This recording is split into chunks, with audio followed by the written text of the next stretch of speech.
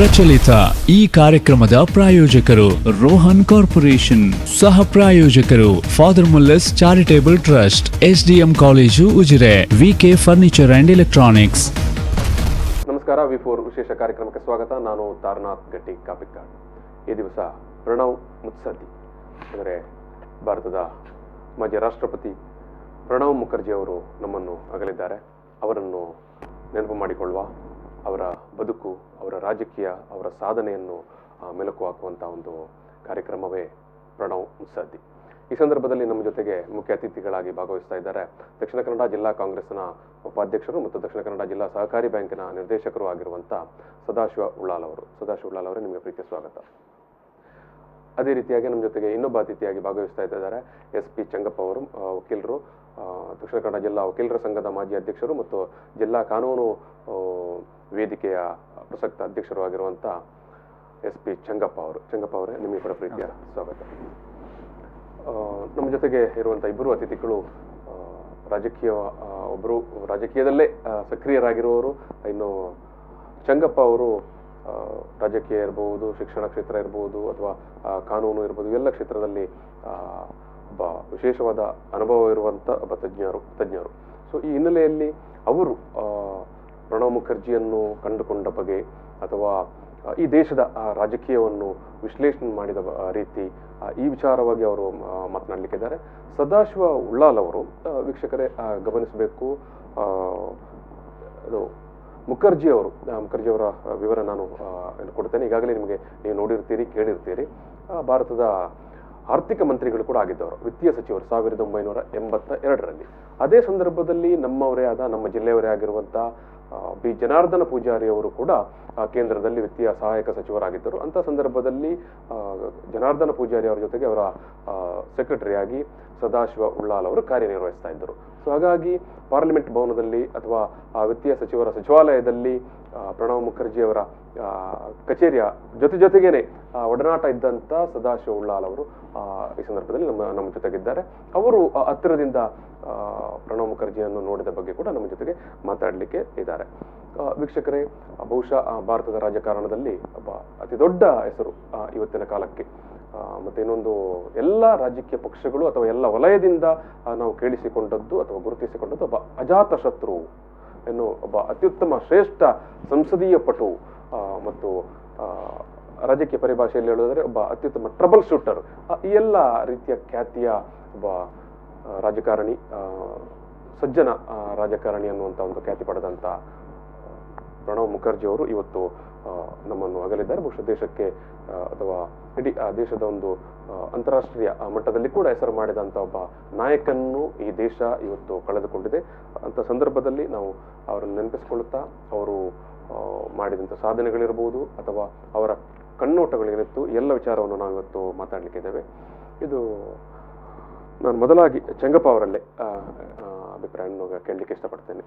ಚಂಗಪ್ಪ ಅವರೇ, ಇದು ಭಾರತೀಯ ರಾಜಕೀಯ ಒಂದು ಒಟ್ಟು ನಾವು ವಿಷಯವನ್ನು ಗಮನಿಸಿದಾಗ ಪ್ರಣವ್ ಮುಖರ್ಜಿಯವರು ಬೆಳೆದಂಥ ಒಂದು ಎತ್ತರ, ವ್ಯಾಪ್ತಿ ಇದೆಲ್ಲ ಇದೆ ಅಲ್ವಾ, ಇದು ಇಂಥ ಒಂದು ಸ್ಥಾನಮಾನಗಳು ಮುಂದೆ ಇನ್ನೊಬ್ಬ ರಾಜಕಾರಣಿಗೆ ಅಷ್ಟು ಸುಲಭವಾಗಿ ದಕ್ಕಲಿಕ್ಕೆ ಸಾಧ್ಯವೋ? ಇದು ಮುಖರ್ಜಿಯವರ ಅದೃಷ್ಟವೋ ಅಥವಾ ಅವರಿಗೆ ಅದೇನು ಕಾಂಗ್ರೆಸ್ನಲ್ಲಿ ತೊಡಗಿಕೊಂಡ ಕಾರಣಕ್ಕೆ ಬಂತು ಅಂತ ನೀವು ಹೇಳಲಿಕ್ಕೆ ಇಷ್ಟಪಡ್ತೀರಾ? ಯಾವ ರೀತಿ ನಿಮಗೆ, ನಿಮ್ಮ ಒಂದು ವ್ಯೂ ಪ್ರಕಾರ? ಅದೃಷ್ಟ ಅಂತ ಹೇಳಲಿಕ್ಕೆ ಬರೋದಿಲ್ಲ. ಅಂದರೆ ಅವರ ಕಠಿಣ ಪರಿಶ್ರಮ ಇದರ ಹಿಂದೆ ಇದೆ. ಯಾವುದೇ ಒಬ್ಬ ವ್ಯಕ್ತಿ ರಾಜಕೀಯವಾಗಿ ಮೇರು ಎತ್ತರಕ್ಕೆ ಇರಬೇಕಾದ್ರೆ ಅಷ್ಟು ಸುಲಭ ಇಲ್ಲ. ಅವರು ಒಬ್ಬ ವಿಧಾನ ಪರಿಷತ್ನ ಸದಸ್ಯರಾಗಿ 1952ರಿಂದ ತಮ್ಮ ರಾಜಕೀಯ ಜೀವನವನ್ನು ಆರಂಭಿಸಿದಂಥ ವ್ಯಕ್ತಿ. ಸೊ ವೆಸ್ಟ್ ಬೆಂಗಾಲ್ನಲ್ಲಿದ್ದರು, ಅಲ್ಲಿ ಒಂದು 8 ವರ್ಷ ವಿಧಾನ ಪರಿಷತ್ ಸದಸ್ಯರಾಗಿ ಶ್ರೀಮತಿ ಇಂದಿರಾ ಗಾಂಧಿಯವರ ಒಂದು ಕಣ್ಣಿಗೆ ಬಿದ್ದಂಥ ವ್ಯಕ್ತಿ, ಕಣ್ಣಿಗೆ ಬಿದ್ದು ಅವರನ್ನು ಅಲ್ಲಿಗೆ ಕರ್ಕೊಂಡದ್ದು. ಸೊ ಅಷ್ಟು ಸುಲಭ ಅಲ್ಲ ಅದು. ಸೊ ಅಂತಹ ವ್ಯಕ್ತಿ ಅವರ ಪರಿಶ್ರಮದಿಂದಲೇ ಮೇಲೆ ಬಂದಂಥ ವ್ಯಕ್ತಿ. ಹಾಗೂ ಅವರಲ್ಲಿರುವಂಥ ಒಂದು ಏನು ಟ್ಯಾಲೆಂಟ್ ಇದೆಯಲ್ಲ, ಬಹುಶಃ ಪೊಲಿಟಿಕಲ್ ಟ್ಯಾಲೆಂಟ್, ಎಲ್ಲ ಫೀಲ್ಡ್ನಲ್ಲಿರುವಂಥ ಅನುಭವ, ಈ ಅನುಭವ ಏನಿದೆ, ವಿತ್ತೀಯ ಖಾತೆಯನ್ನ ನಿರ್ವಹಿಸಿದ್ರು, ನಿರ್ವಹಿಸಿದಂತ, ಮತ್ತೆ ವಿದೇಶಾಂಗ ಬೇರೆ ಬೇರೆ ಖಾತೆ. ವಿದೇಶಾಂಗ ಖಾತೆ, ಡಿಫೆನ್ಸ್, ಯಾವ ಇದಕ್ಕೆ ಇದು ಆಡು ಮುಟ್ಟದ ಸೊಪ್ಪಿಲ್ಲ ಅನ್ನುವಂಥ ರೀತಿಯಲ್ಲಿ ಎಲ್ಲಾ ಖಾತೆಗಳನ್ನು ನಿರ್ವಹಿಸಿದಂತ ಒಬ್ಬ ರಾಜಕೀಯ ಮುತ್ಸದಿ. ವಿಶೇಷವಾಗಿ ನಮ್ಮ ರಾಷ್ಟ್ರದಲ್ಲಿ ಹೇಳಬೇಕು ಅಂತ ಹೇಳಿದ್ರೆ ನಾನು 3 ಜನರನ್ನ ಅಜಾತ ಶತ್ರುಗಳಂತ ಪರಿಗಣನೆ ಮಾಡ್ಬೋದು. ಒಂದರಲ್ಲಿ ಅದರಲ್ಲಿ ನಿಸ್ಸಂದೇಹವಾಗಿ ಅಟಲ್ ಬಿಹಾರಿ ವಾಜಪೇಯಿ ಅವರು ಬಿಟ್ಟ ನಂತರ ಸೋಮನಾಥ್ ಮುಖರ್ಜಿ ಅವರು ಮತ್ತು ಪ್ರಣಬ್ ಮುಖರ್ಜಿ ಅವರು, ಸೋಮನಾಥ್ ಚಟರ್ಜಿ ಅವರು ಮತ್ತು ಪ್ರಣಬ್ ಮುಖರ್ಜಿ ಅವರು. ಸೊ ಇವರು ಅಜಾತ ಶತ್ರುಗಳಂತಾನೆ ಅವರು ರಾಜಕೀಯ ಅವರ ಹಿನ್ನೆಲೆಯಲ್ಲಿ ಎಲ್ಲರೂ ಹೇಳ್ಕೊಳ್ಳುವಂಥದ್ದು. ಯಾವುದೇ ಪಕ್ಷ ಇರ್ಬೋದು, ಎಲ್ಲ ವಿಭಿನ್ನ ಪಕ್ಷಕ್ಕೆ ಸೇರಿದಂತಹ ಮುತ್ಸದ್ದಿಗಳು, ಆದ್ರೆ ಅಜಾತ ಶತ್ರುಗಳು ಅಂತ ಅವರನ್ನು ನಾವು ಕರಿತೇವೆ. ಹೌದು. ಇದು ಸದಾಶಿವ ಉಳ್ಳಾಲ್ ಅವರೇ, ಅದೇ ಇದು ಅದೃಷ್ಟದ ಬಲವೋ ಅಥವಾ ಅದೇ ಇದು ಚಂಗಪ್ಪರಿಗಾಗಲೇ ಹೇಳಿದ್ರು ಪರಿಶ್ರಮ ಶ್ರಮ ಆಯ್ತು ಅಂತ. ಅವರು ಇಷ್ಟು ದೊಡ್ಡ ಒಂದು ಹಂತಕ್ಕೆ ಸ್ಥಾನಕ್ಕೆ ಬರಲಿಕ್ಕೆ ಒಬ್ಬ ರಾಜಕೀಯದಲ್ಲಿ ತೊಡಗಿಸಿಕೊಂಡ ವ್ಯಕ್ತಿಯಾಗಿ ನೀವು ಹೇಳೋ ಪ್ರಕಾರ? ಸನ್ಮಾನ್ಯ ಪ್ರಣಬ್ ಮುಖರ್ಜಿಯವರು ಅದೃಷ್ಟ ಮತ್ತು ಅವರ ಮುತ್ಸದ್ದಿತನದಿಂದ ಅವರ ಮೇಲೆ ಬರಲಿಕ್ಕೆ, ಅವರ ಕಷ್ಟಪಟ್ಟು ಮೇಲೆ ಬಂದು ಒಂದು ರಾಷ್ಟ್ರದಲ್ಲಿ ಹೆಸರು ಗಳಿಸುವಂಥ ವ್ಯವಸ್ಥೆ ಆಗಿದೆ. ಅವರ ಇದಕ್ಕೆ ಬರಬೇಕಾದ್ರೆ ಮುಖ್ಯವಾಗಿ ಅವರ ಅವರು ನಿರ್ವಹಿಸಿದಂಥ, ಅವರ ನಡೆದುಕೊಂಡು ಬಂದಂಥ ದಾರಿ, ಅವರ ಹಾಕಿಕೊಂಡಂಥ ಅವರ ನಡತೆ, ಅದರಿಂದಾಗಿ ಇವತ್ತು ಈ ಮಟ್ಟಕ್ಕೆ ಬೆಳೀಲಿಕ್ಕೆ ಒಂದು ವ್ಯವಸ್ಥೆ ಆಗಿದೆ. ಮತ್ತು ಅದೃಷ್ಟ ಕೂಡ ಅದರೊಟ್ಟಿಗೆ ಜೊತೆಗೂಡಿದೆ. ಅವರು ರಾಜಕೀಯವಾಗಿ ಸನ್ಮಾನ್ಯ ಚಂಗಪ್ಪರವರು ಹೇಳಿದಾಗೆ ಅಜಾತ ಶತ್ರು, ಯಾವುದೇ ಪಕ್ಷದವರು ಇದ್ರೂ ಕೂಡ ಪ್ರಣಬ್ ಮುಖರ್ಜಿ ಅವರನ್ನು ಪ್ರತಿಯೊಬ್ಬರು ಗೌರವಿಸುವಂಥ ಇದಿತ್ತು. ನಾನು ಅವರನ್ನು ಭಾಳ ಹತ್ತಿರದಿಂದ ನೋಡಿದ್ದೇನೆ. 1979ರಲ್ಲಿ ನಾನು NSYಯ ಒಬ್ಬ ಕಾರ್ಯಕರ್ತನಾಗಿ ಪ್ರಧಾನ ಕಾರ್ಯದರ್ಶಿಯಾಗಿದ್ದೆ. 79ರಲ್ಲಿ ಕಿಸಾನ್ ರ್ಯಾಲಿ ಅಂತ ಡೆಲ್ಲಿಯಲ್ಲಿ ನಡೆದಾಗ ಇಲ್ಲಿಂದ 2 ಜಿಲ್ಲೆಗಳಿಂದ ಕಿಸಾನ್ ಮುಖಂಡರನ್ನು ನಾನು ಕರ್ಕೊಂಡು ಡೆಲ್ಲಿಗೆ ಹೋಗಿದ್ದೆವು. ಅದರಲ್ಲಿ ನಾನು ಭಾಗಿಯಾಗಿದ್ದೆ.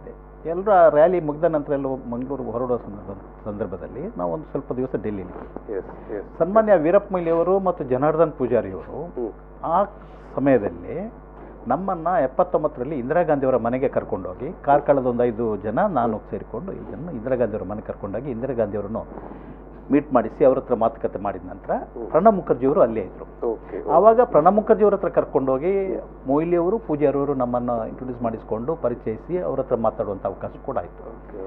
ಒಬ್ಬ ಅಷ್ಟು ದೊಡ್ಡ ಮೇಧಾವಿ, ಅಷ್ಟು ದೊಡ್ಡ ಮಂತ್ರಿ ಆಗಿದ್ದರೂ ಕೂಡ ಬಹಳ ಸೌಜನ್ಯತೆಯಲ್ಲಿ ಒಬ್ಬರ ಹತ್ರ, ನಮ್ಮ ಕಾರ್ಯಕರ್ತರ ಹತ್ರ ಮಾತಾಡುವಂಥ ರೀತಿ ನೋಡಿದಾಗ ನನಗೂ ನಿಜವಾಗಿಯೂ ನಾನು ಆಶ್ಚರ್ಯಪಟ್ಟಿದ್ದೀನಿ. ಇಷ್ಟೊಂದು ದೊಡ್ಡ ಹುದ್ದೆಯಲ್ಲಿ ಇರುವವರು ಈ ರೀತಿಯಲ್ಲಿ ಇದ್ದಾರಲ್ಲ ಅಂತ ಬಹಳ ಸಂತೋಷ, ಹೆಮ್ಮೆ ಆಗಿದೆ.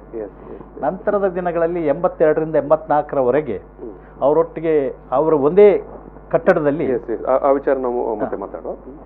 ಅದೇ ವೀಕ್ಷಕರೇ, ದೇಶದ 13ನೇ ರಾಷ್ಟ್ರಪತಿಗಳಾಗಿ 2012ರಲ್ಲಿ ಸೇವೆಯನ್ನು ಅಥವಾ ಒಂದು ಏನು ಜವಾಬ್ದಾರಿಯನ್ನು ನಿರ್ವಹಿಸಿದಂಥ ಪ್ರಣಬ್ ಮುಖರ್ಜಿ ಅವರು ಅರ್ಹರಾಗಿ 2019ರಲ್ಲಿ ಭಾರತ ರತ್ನ ಪ್ರಶಸ್ತಿಯನ್ನು ಕೂಡ ಅವರಿಗೆ ಈ ದೇಶ ಅಥವಾ ಈ ದೇಶ ಸರ್ಕಾರ ನೀಡಿತ್ತು. ಬಹುಶಃ ನಮ್ಮ ದೇಶದಲ್ಲಿ ನೀಡುವಂಥ ಅತಿ ದೊಡ್ಡ ಅತ್ಯುನ್ನತ ಒಂದು ನಾಗರಿಕ ಪ್ರಶಸ್ತಿ ಅಂತ ಹೇಳಿದ್ರೆ ಅದು ಭಾರತ ರತ್ನ. ಆ ರೀತಿಯ ಒಂದು ಸಾಧನೆ ಮಾಡಿದಂಥ ಅಥವಾ ಅಷ್ಟು ದೊಡ್ಡ ಸೇವೆ ಮಾಡಿದಂಥ ವ್ಯಕ್ತಿಗಳಿಗೆ ಮಾತ್ರ ನೀಡಲ್ಪಡುವಂಥ ಒಂದು ಗೌರವ. ಬಹುಶಃ ಅಂಥ ಒಂದು ಪ್ರಶಸ್ತಿಯನ್ನು ಪಡೆದಂಥ ಇನ್ನೊಬ್ಬ ನಾವು ಏನು ರಾಜಕಾರಣಿಗಳನ್ನು ಸದ್ಯಕ್ಕೆ ಅಷ್ಟು ಬೇಗದಲ್ಲಿ ನಮಗೆ ಮತ್ತೆ ಕಾಣಲಿಕ್ಕೆ ಸಾಧ್ಯ ಇಲ್ಲ. ಇದು ಉಳ್ಳಾಲ್ ಅವರೇ, ನೀವು ಈಗ ಹೇಳ್ತಾ ಇದ್ದೀರಿ ಅವರ ಜೊತೆಗೆ ನಿಕಟವಾದ ಒಂದು ಸಂಪರ್ಕ ಬಂದಂಥ ದಿನಗಳು ಇತ್ತು ಅಂತ, ಯಾವ ರೀತಿ ಹೇಳ್ತೀರಿ? 1982ರಲ್ಲಿ ಪ್ರಣಬ್ ಮುಖರ್ಜಿಯವರು ಇಂದಿರಾ ಗಾಂಧಿಯವರ ಕ್ಯಾಬಿನೆಟ್ನಲ್ಲಿ ಹಣಕಾಸು ಮಂತ್ರಿ ಆಗಿದ್ದರು. ಆ ಸಂದರ್ಭದಲ್ಲಿ ಸನ್ಮಾನ್ಯ ಜನಾರ್ದನ್ ಪೂಜಾರಿಯವರನ್ನು ವಿತ್ತ ಖಾತೆಗೆ ಸಹಾಯಕ ಸಚಿವರಾಗಿ ಶ್ರೀಮತಿ ಇಂದಿರಾ ಗಾಂಧಿಯವರ ನೇಮಕ ಮಾಡಿ ಪ್ರಣಬ್ ಮುಖರ್ಜಿಯವರ ಕೈ ಕೆಳಗಡೆ ಕೆಲಸ ಮಾಡುವಂಥ ಅವಕಾಶ ಆಯಿತು. ಆ ಸಂದರ್ಭ ಸನ್ಮಾನ್ಯ ಜನಾರ್ದನ್ ಪೂಜಾರಿಯವರು ನನ್ನನ್ನು ಅವರ ಕಚೇರಿಗೆ ದೆಹಲಿಗೆ ಕರೆಸಿಕೊಂಡು ಅಲ್ಲಿಯೇ ಸೆಂಟ್ರಲ್ ಸೆಕ್ರೆಟರಿಯೇಟಲ್ಲಿ ಕೆಲಸ ನಿರ್ವಹಿಸುವ ಅವಕಾಶ ಮಾಡಿಕೊಟ್ರು. ಆವಾಗ ಸೆಂಟ್ರಲ್ ಸೆಕ್ರೆಟರಿಯೇಟ್ನ ನಾರ್ತ್ ಬ್ಲಾಕಲ್ಲಿ ಮೊದಲನೇ ಮಹಡಿಯಲ್ಲಿ ಫಸ್ಟ್ ಫ್ಲೋರಲ್ಲಿ ಪ್ರಣಬ್ ಮುಖರ್ಜಿ ಅವ್ರದ್ದು, ಪೂಜಾರಿ ಅವ್ರದ್ದು, ಪ್ರಣಬ್ ಮುಖರ್ಜಿ ಅವರ ಪರ್ಸನಲ್ ಸೆಕ್ಷನ್, ಪೂಜಾರಿ ಅವರ ಪರ್ಸನಲ್ ಸೆಕ್ಷನ್ ಒಂದೇ ಇದರಲ್ಲಿ ಫ್ಲೋರಲ್ಲಿ 165, 164, 166 7 ತನಕ ಒಂದೇ ನಮ್ಮ ಚೇಂಬರ್ಗಳಿತ್ತು. ಪ್ರಣಬ್ ಮುಖರ್ಜಿ ಅವರ ಚೇಂಬರ್ ಪಕ್ಕದಲ್ಲಿ ಅವರ ಕಾರ್ಯದರ್ಶಿಗಳ ಚೇಂಬರ್ ಇತ್ತು. ಪೂಜಾರಿ ಅವರು ಆದರೆ ಈ ಕಡೆ ನಂದು ಚೇಂಬರ್ ಇತ್ತು, ನಮ್ಮ ಪಕ್ಕದಲ್ಲಿ ಪೂಜಾರಿ ಅವರ ಚೇಂಬರ್ ಇತ್ತು. ಹಾಗೆ ದಿನಾಲೂ ಪ್ರಣಬ್ ಮುಖರ್ಜಿ ಅವರನ್ನು ಕಾಣುವಂಥ ಅವಕಾಶ ಆಗಿತ್ತು. ಅಂದು ಕೂಡ ಅವರು ಪ್ರತಿಯೊಂದು ಸಿಬ್ಬಂದಿಗಳ ಹತ್ರ ಮಾತಾಡೋದು ಕೂಡ ಅಷ್ಟೊಂದು ಸೌಜನ್ಯತೆಯಿಂದ, ಸೌಮ್ಯದಿಂದ ಮಾತಾಡುವಂಥ ವ್ಯಕ್ತಿತ್ವ. ಒಬ್ಬ ಅಷ್ಟು ರಾಷ್ಟ್ರದ ಹಣಕಾಸು ಸಚಿವರಾಗಿದ್ದು ಕಚೇರಿಗೆ ಬಂದರೆ ರಾತ್ರಿ 11 ಗಂಟೆ ತನಕ ಸಹ ಕೂತ್ಕೊಂಡು, ಮಧ್ಯಾಹ್ನ ಹೋದರೂ ಊಟ ಮಾಡ್ಕೊಂಡು ಬಂದು 11 ಗಂಟೆ ತನಕ ಕೆಲಸದಲ್ಲಿ ಇದ್ದರೂ ಕೂಡ ಸಿಬ್ಬಂದಿಗಳನ್ನು 9 ಗಂಟೆ 10 ಗಂಟೆಗೆ ಕೆಲವರು ಸಿಬ್ಬಂದಿಗಳನ್ನು ಕಳಿಸಿದ್ರು. ಅಗತ್ಯದವರು ಕೂತ್ಕೊಳ್ಳಿ, ಉಳಿದವರು ನೀವು ಹೋಗಿ ಅಂತ ಕೂತ್ಕೊಂಡು 11 ಗಂಟೆ ತನಕ ಪೂಜಾರಿಯವರು ಕೂತ್ಕೊಳ್ತಿದ್ರು, ಪ್ರಣಬ್ ಮುಖರ್ಜಿಯವರು ಕೂತ್ಕೊಳ್ತಾಯಿದ್ರು. ಅಷ್ಟು ಸೌಮ್ಯತೆಯಿಂದ ಕೆಲಸ ಮಾಡುವಂಥ ವ್ಯಕ್ತಿತ್ವ ಇವತ್ತು ಈ ರಾಷ್ಟ್ರದಲ್ಲಿ ನಾನು ಕಂಡಂಥ ಒಬ್ಬ ಮಂತ್ರಿಯಾಗಿದ್ದುಕೊಂಡು ತನ್ನ ಕರ್ತವ್ಯವನ್ನು ನಿಷ್ಠೆಯಿಂದ ಪಾಲಿಸಿಕೊಂಡು ಪ್ರತಿಯೊಂದು ದೇಶದಲ್ಲಿ ಏನೆಲ್ಲ ಆಗಬೇಕಿತ್ತ ಅದನ್ನೆಲ್ಲ ಮಾಡುವಲ್ಲಿ ಯಶಸ್ವಿಯನ್ನು ಕಂಡಿದ್ದಾರೆ ಅಂತ ನಾನು ಹೇಳಲಿಕ್ಕೆ ಇಚ್ಛೆ ಪಡ್ತೇನೆ. ಸಂಗಪ್ಪ ಅವರೇ, ಇದು ನೀವು ಯಾವತ್ತಾದರೂ ಪ್ರಣಬ್ ಮುಖರ್ಜಿ ಅವರ ಕಾರ್ಯಕ್ರಮ ಅಥವಾ ಅವರ ಭೇಟಿಯಾದಂಥ ನೆನಪುಗಳು?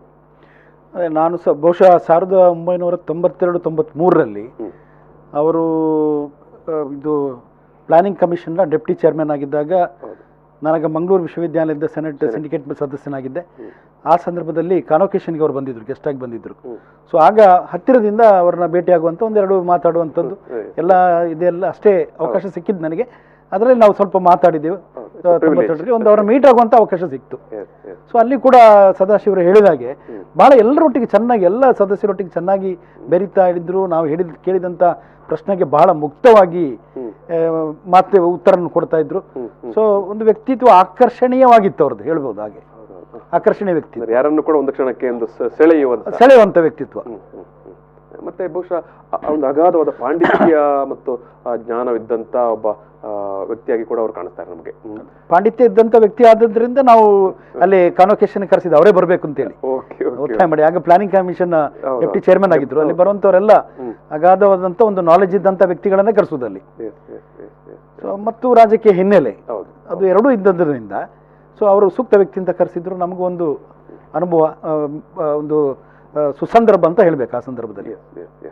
ಇದು ಸದಾಶಿವಲಾಲ್ ಅವರೇ, ನಾವು ಇವತ್ತಿನ ಒಂದು ರಾಜಕೀಯ ಸನ್ನಿವೇಶದಲ್ಲಿ, ಇವತ್ತಿನ ಸಂದರ್ಭದಲ್ಲಿ ಪ್ರಣಬ್ ಮುಖರ್ಜಿ ಅಂತ ಒಬ್ಬ ಕಮಿಟೆಡ್ ರಾಜಕಾರಣಿಯನ್ನು ಮತ್ತೆ ಪಡೆಯಲಿಕ್ಕೆ ಸಾಧ್ಯ ಆಗ್ತದಾ, ಉಂಟಾ ಇವತ್ತಿನ ಸನ್ನಿವೇಶ? ಈ ಪ್ರಶ್ನೆ ನಿಮಗೆ ಅದು ಎಂಬರೆಸಿಂಗ್ ಕೂಡ ಆಗಬಹುದು. ಇಲ್ಲ ಅಂತ ಹೇಳಲಿಕ್ಕೆ ಬಟ್ ಪ್ರಣಬ್ ಮುಖರ್ಜಿ ಅವರೊಂದೇ ರಾಜಕೀಯ ವ್ಯಕ್ತಿ, ಅವರದ್ರಲ್ಲಿ ಏನು ಇದೇ ಇಲ್ಲ, ಸಂಶಯ ಏನಿಲ್ಲ. ಅವರಂಥ ವ್ಯಕ್ತಿತ್ವ ಇನ್ನು ಬರ್ತಾರಂತ ಹೇಳಲಿಕ್ಕೂ ಆಗೋದಿಲ್ಲ. ಬರುವ ಅವಕಾಶ ಕೂಡ ಇರ್ಬೋದು ಮುಂದಿನ ದಿನಗಳಲ್ಲಿ ಅಂತ ಇದರಲ್ಲಿ. ಬಟ್ ಇವರಷ್ಟು ಸ್ಟ್ರಗಲ್ ಮಾಡಿಕೊಂಡು ಒಬ್ಬ ಅಂಚೆ ಇಲಾಖೆಯಲ್ಲಿ ಕರ್ತವ್ಯಕ್ಕೆ ಸೇರಿಕೊಂಡು ನಂತರ ರಾಜಕೀಯದಲ್ಲಿ ಬಂದು ಅವರು ಅಲ್ಲಿ ಅಂಚೆ ಇಲಾಖೆಯಲ್ಲಿ ಇರುವಾಗಲೇ ತನ್ನ MA ಪದವಿಯನ್ನು ಮುಗಿಸಿ ನಂತರ LLB ಮಾಡಿಕೊಂಡು ವಕೀಲರಾಗಿದ್ದುಕೊಂಡು ಮತ್ತೆ ಪತ್ರಿಕಾ ಮಾಧ್ಯಮದಲ್ಲಿ ಕೆಲಸ ನಿರ್ವಹಿಸಿ ಸ್ಟೆಪ್ ಬೈ ಸ್ಟೆಪ್ ಮುಂದೆ ಬಂದು 52ರಲ್ಲಿ ವಿಧಾನ ಪರಿಷತ್ತಿಗೆ ಸದಸ್ಯರಾಗ್ತಾರೆ. ಅಲ್ಲಿಂದ 69ರಲ್ಲಿ ಇಂದಿರಾ ಗಾಂಧಿಯವರ ಇದಕ್ಕೆ ಬಂದು ಇಂದಿರಾ ಗಾಂಧಿ ಅವರು 69ರಲ್ಲಿ ಅವರು ರಾಜ್ಯಸಭಾ ಸದಸ್ಯರಾಗಿ ನೇಮಕ. ಅಲ್ಲಿಂದ ಕಂಟಿನ್ಯೂಸ್ ಆಗಿ ಅವರು ಕೇಂದ್ರದ ಪ್ರತಿಯೊಂದು ಆಡಳಿತದಲ್ಲಿ ಕೂಡ ಆಡಳಿತ ನಡೆಸಿದವರು. ಈ ಎಲ್ಲ ಪ್ರಪಂಚದಲ್ಲೇ ಪ್ರಣಬ್ ಮುಖರ್ಜಿ ಅವರನ್ನು ಬಲ್ಲಂತ ನಾಯಕರು ಎಲ್ಲರೂ ಪ್ರತಿಯೊಬ್ಬರಿಗೆ ಗೊತ್ತಿದ್ದು ಹೂ ಇಸ್ ಪ್ರಣಬ್ ಮುಖರ್ಜಿ ಯಾರು. ಅವರು ಈ ದೇಶದ ರಾಷ್ಟ್ರಪತಿಯಾಗಿ ಅಲ್ಲ, ಅದಕ್ಕಿಂತ ಮೊದಲೇ ಹಣಕಾಸು ಸಚಿವರಾಗಲಿ, ಕಾಮರ್ಸ್ ವಿದೇಶಾಂಗ ಸಚಿವರಾಗಿ, ಕಾಮರ್ಸ್ ಸಚಿವರಾಗಿ ಬಹಳಷ್ಟು ಹೆಸರು ಗಳಿಸಿದವರು. ರಾಷ್ಟ್ರ ಮಟ್ಟದಲ್ಲಿ, ಅಂತಾರಾಷ್ಟ್ರ ಮಟ್ಟದಲ್ಲಿ ಹೆಸರು ಗಳಿಸಿದವರು. ಯಾವುದೇ ಒಂದು ನಿಯೋಗ ಇದ್ರೂ ಕೂಡ ಈ ರಾಷ್ಟ್ರಕ್ಕೆ ಬಂದಾಗ ಮೊದಲಿಗೆ ಭೇಟಿ ಆಗ್ತಿದ್ದದ್ದು ಪ್ರಣಬ್ ಮುಖರ್ಜಿ ಅವರನ್ನು ಭೇಟಿ ಆಗ್ತದೆ. ಅಷ್ಟೊಂದು ಒಂದು ಚಾಪು ಅವ್ರ ಹತ್ರ ಇತ್ತು. ಇದು ಬಹುಶಃ ಈ ಬಂಗಾಳದ ಮಣ್ಣಿನ ಗುಣವೇ ಇರಬಹುದೇನು ಇರ್ಬೋದು.